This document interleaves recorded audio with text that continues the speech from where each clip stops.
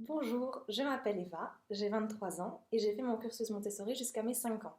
Ensuite, j'ai intégré l'école Saint-Louis à Bordeaux au Chartron et de mon collège jusqu'à ma terminale littéraire, le complexe Assomption. Ensuite, je me suis tournée vers des études de graphisme et publicité pendant 5 ans et aujourd'hui, je détiens un diplôme de directrice artistique.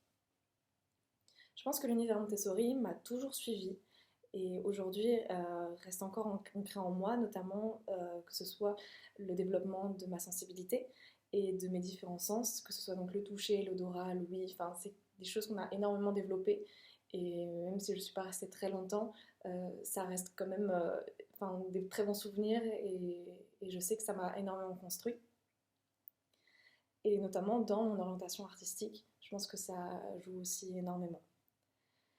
Par contre, quand je suis arrivée en primaire, donc en CP, ça m'a énormément surpris d'apprendre que donc les élèves de l'école dite normale passaient leur maternelle, grande section, donc assis à des bureaux, à dessiner, certes, mais je trouvais que c'était tôt pour passer ces journées déjà assis, alors qu'on va passer beaucoup de nos années d'études assis à un bureau, alors que au jardin des jeunes enfants, on pouvait se mouvoir librement dans les pièces, aller d'activité en activité, et tout ça dans le calme. Et je pense que ça fait aussi partie de s'auto-responsabilité à se mouvoir sans bruit, sans qu'il y ait de brouhaha.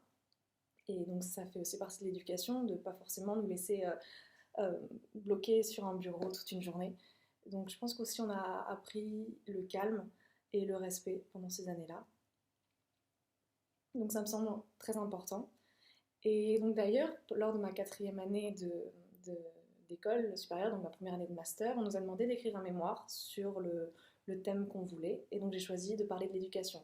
Ça a été un mémoire assez, comment dire, une petite révolte par rapport à l'éducation dite normale des écoles classiques et de l'apprentissage très formaté qu'on nous apprend.